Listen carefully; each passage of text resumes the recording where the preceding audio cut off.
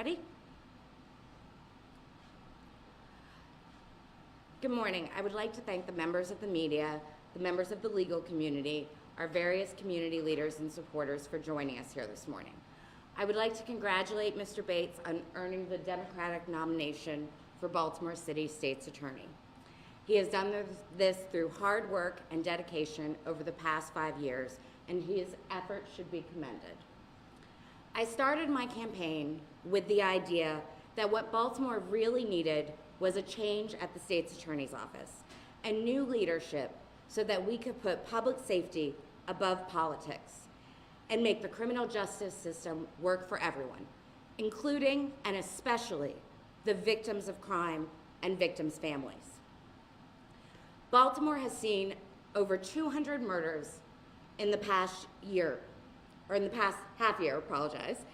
There is no time to waste in the work that must be done to rebuild the state's attorney's office.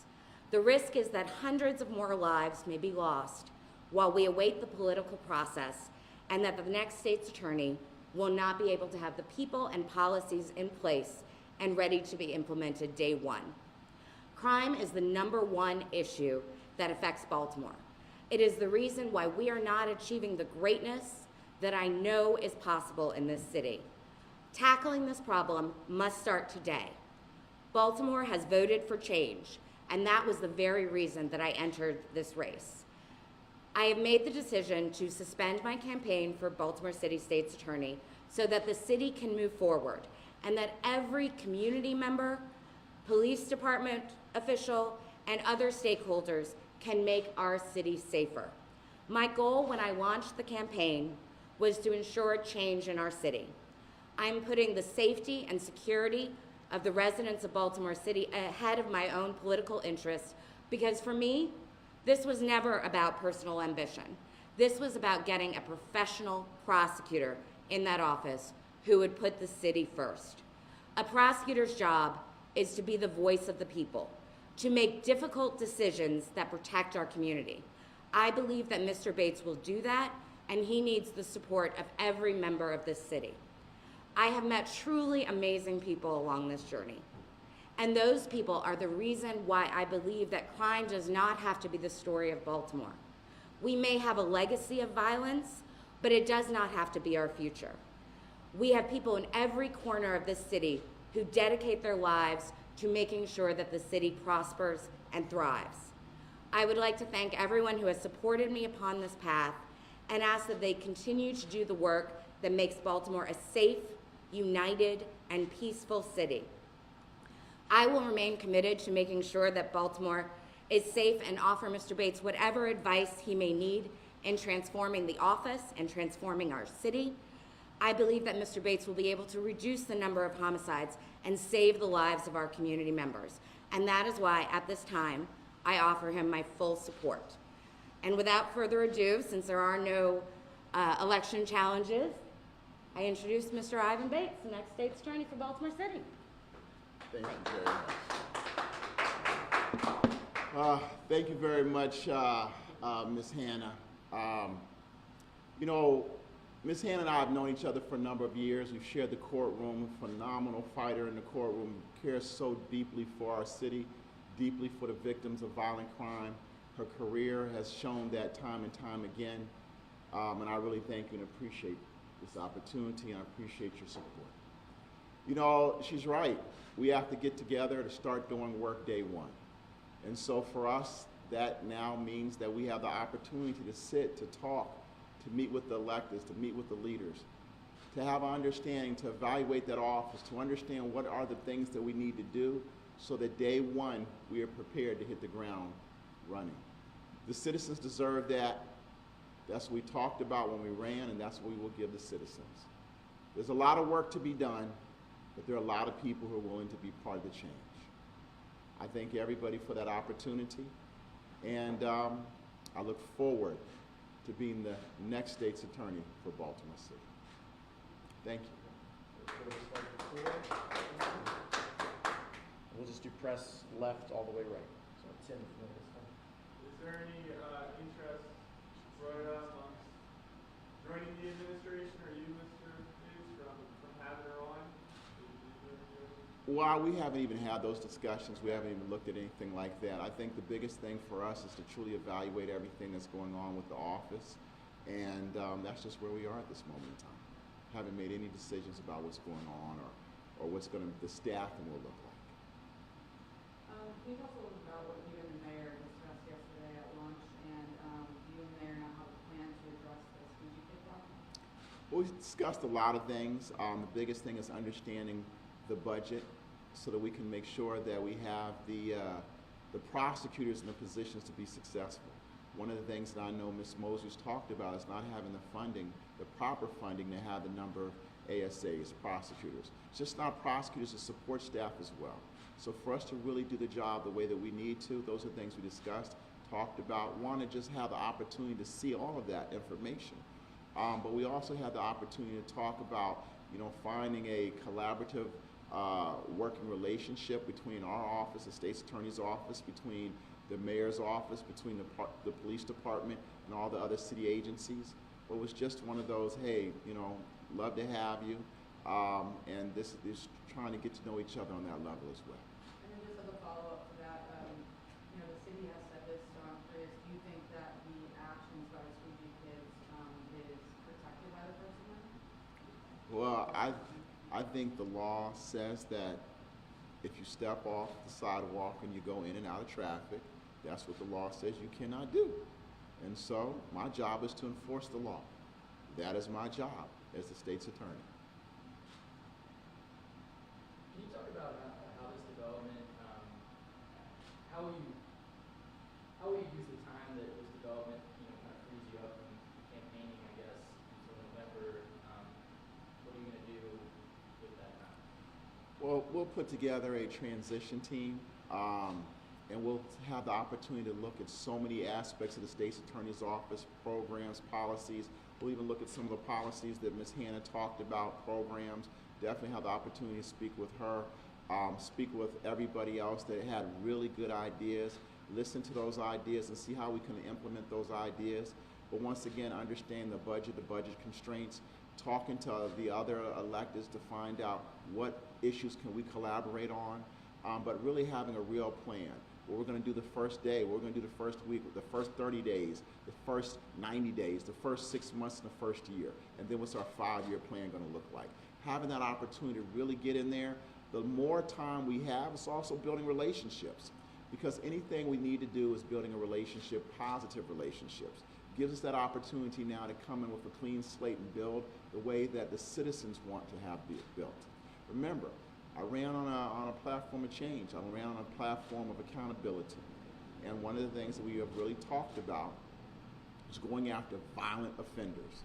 The two most important things I feel in my administration are two. One, going after repeat violent offenders and holding them accountable, and individuals with illegal handguns, and rebuilding the state's attorney's office. Those are huge tasks. The other jobs and other tasks, I can't do everything day one, but I can begin to work and focus on those tasks. My job is clearly to keep the citizens of Baltimore City safer. What kind of cooperation are you hoping for from the current state's attorney during this transition period? And at this point, are you feeling optimistic that you'll receive that? I do feel optimistic. Mrs. Mosby and I had a really nice conversation on Saturday when we spoke. There are a lot of things that are going on and a lot of movement. And so I think having the opportunity to first understand what's going on, the budget, understand what's working, what's not working over there, and understand the individuals who are currently in the state's attorney's office. This isn't where you just come in and you just fire everybody. You don't do that. But you sit down, because there are some prosecutors doing some really good work. I recently had the opportunity to see a young prosecutor in court the other day. Never had met this a young prosecutor, and she did a really good job on a motion hearing that was pretty complex. I left extremely, extremely impressed with her. And so it's having that opportunity. I might just walk over to the courthouse one day and sit and watch what's happening back in the courtroom. Because understanding that true talent, I think one of the things I definitely bring, and that I recognize that so many of us bring, is having the ability, having been a trial lawyer and being a trial lawyer, to understand what's going on. At the end of the day, for the state's attorney's office to really hold violent offenders accountable, we have to win in trial.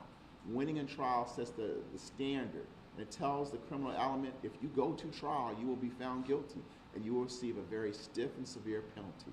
And that's why we need to rebuild that office. And we have to start with the older, experienced, wise attorneys who want to come back.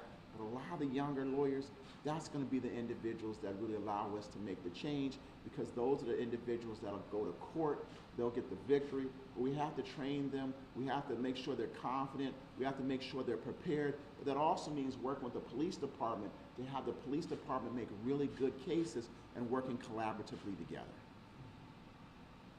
What would be your first order of business once you take office? Well, it's two things I talked about. One, you may remember my story. I talked about I moved here in 1995 to help take care of my elderly aunt. She lived up the street, and so advanced story building. And so it's an older adult building. I'm going to go there the night I'm sworn in. I want the older adults to recognize that, I want them to feel comfortable in their city. I want them to be able to walk up and down the street, and I want them to enjoy their city, and thank you. But I also want to go to a police roll call right after that to look the officers in the eyes, most likely a midnight roll call to thank them for risking their lives, but let them know that they're going to have a partner, and we can do this together, and that I will be recalling those non-prosecution policies. That the officers will be able to have all the tools in their toolbox to do their job. Question for Roya. Can you just talk about your confidence level in Mr. Bates being able to affect change, and then also is there any policy that you suggested, any idea in particular that you'd really like to see his administration bring to fruition once the time comes? Sure. I'm very confident that he will be able to implement change. I know he has talked about a lot of prosecutors coming back and bringing that experience back. One thing that I would really like to see him do is expand the central booking unit, and to really evaluate the cases thoroughly and completely at the beginning to make sure that the cases are stronger and that the state's attorney's office can win at trial, but also to ensure that people who should not be charged are not charged with crimes. I think oftentimes we see that people get charged and the state's attorney's office has taken the position of we'll figure it out later. Well, that really means that people have to sit in jail for 6 months, 9 months, a year, 18 months, and their families lose out on their support, and the people have a lot of negative consequences for that. So that is the one policy that I would really like to see him do, is to bring back more effective charging decisions and making sure that those cases are stronger and can really be proved at trial. Mr. Bates, I have a follow-up to my previous questions. After speaking with the mayor, do you feel confident that the mayor and also Baltimore police will support you in enforcing the laws against street kids?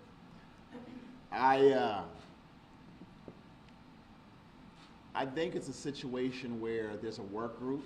I think the mayor is waiting to hear what the work group has to say. Having sat in and listened to what the work group said the other day, I think a lot of the things that everybody agrees is that we have to find something for the squeegee workers to be able to do.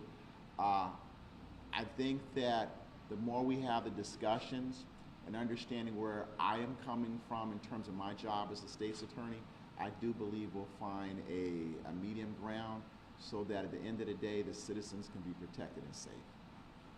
And just one follow-up on that, when we, as Ivan did attend the hearing that we had in City Hall just a few days ago, the mayor's talked about progress that they've made with the Office of African American Male Engagement, right? 25 intersections, over 160 people that they identified, and they are making progress. So, I'm sure that they're going to continue to do that for, the time when Ivan is not in office, but he's looking forward to being an engaged partner when he does take office. Just to follow up on Alex's question, I saw you nodding when Ms. Hanna was talking. Is that part of the plan to beef up the central booking unit? Well, that's one of the great ideas that I've heard. And it's a very, very good idea. I kind of was smiling inside because, as criminal defense attorneys, those are the things that we hear, and those are the things that we've been talking about for a while. I think that Ms. Hanna's, that's a really good idea. It's an idea that I definitely will look at, an idea I would definitely think about. And once again, it talks about the need to have experienced prosecutors. Experienced prosecutors can look at a case and understand the weight of the case and understand whether it's the type of case we need to proceed on. And so there are many ideas that I have, but yes, that's an idea I would strongly consider. Well, in that regard, I guess, I thank everybody for coming. I thank Ms. Hanna, and have a good, safe day and good weekend.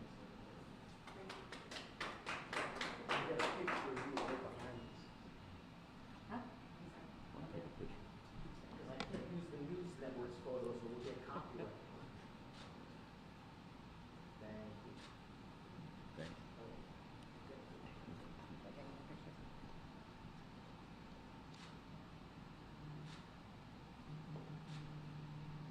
All right. Thank you. Yeah. So we get one and just use the profile picture. Okay.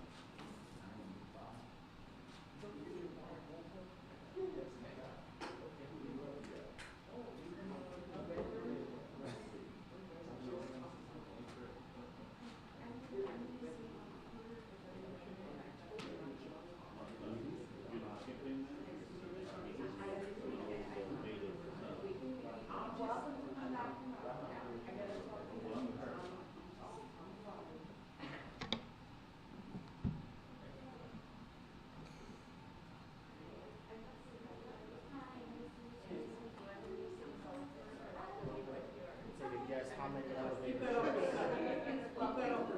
I'll keep it up. Gotcha.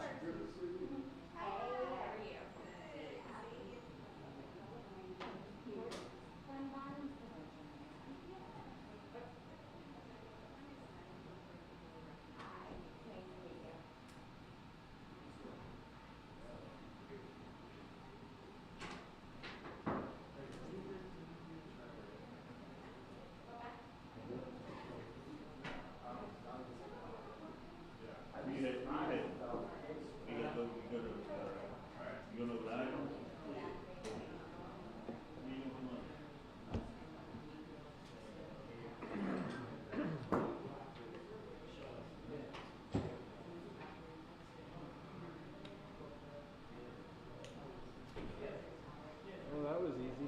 Yes. Knock on wood, because When are you done? I'm off at 11. Well, my next thing is at 2 for Ravens. So Oh, yeah. easy day. Because they were like, oh, can you stay and do this? No, no, no, no, no.